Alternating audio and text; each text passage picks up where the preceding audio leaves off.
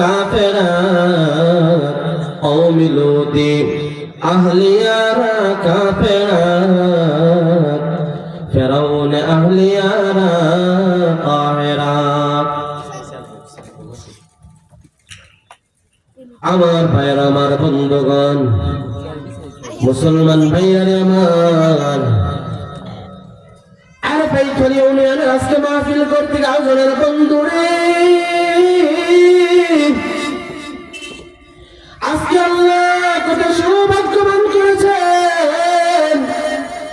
আজকে আমি চাইছি এই খোলা ময়দানে বয়ান করার সুযোগ পেয়েছি। বাইরে একটা যুগ কেমন ছিল আল্লাহ চান না, ওই যুগে আমার নবীজি বেঁচে ছিল। ওই যুগে আল্লাহর রাসূল গোপনে ইবাদত করতে হতো, মানুষের সামনে প্রকাশ্য করতে পারতো না। আমার ভাইরা, আল্লাহর রাসূল যখন নামাজের মধ্যে দাঁড়াইল, আবু জাহেল নবীদের পিঠের মধ্যে উঠে পড়ে চাপাইয়া দিয়েছিল। আল্লাহর নবী কত কষ্ট করে আজকে পর্যন্ত ইসলাম এনে দিয়েছেন।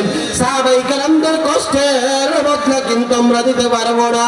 সারা জীবনের যত ওলিয়া উলিয়া কেরাম আছে, যত মানুষ এই জমিনে আছে, সকলের আমল যদি এক পাল্লায় রেখে দেন, একজন সাহাবীর এক রাত্রের আমলের সমান হবে না। আমার ভাইয়া, শুধু তাই না, আজকে আমাকে একজন গালি দিলে আমি তাকে মার দিবার অপেক্ষায় থাকি, কিন্তু আল্লাহর রাসূলের চরিত্র এমন ছিল না। আল্লাহর রাসূলের সাহাবায়ে কেরামের চরিত্র এমন ছিল না রে ভাইরা। শুনলে চোখের পানি ছেড়ে দিবেন।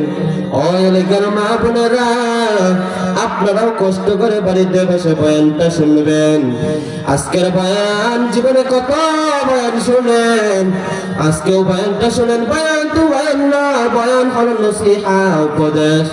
এই বয়ানের মধ্যে যদি আল্লাহ কবুল মঞ্জুরি দিয়া দেয়, আল্লাহ চাইলে আর উসিরা আপনাকে জীবনের সব গুনাহ মাফ করে দিতে পারে।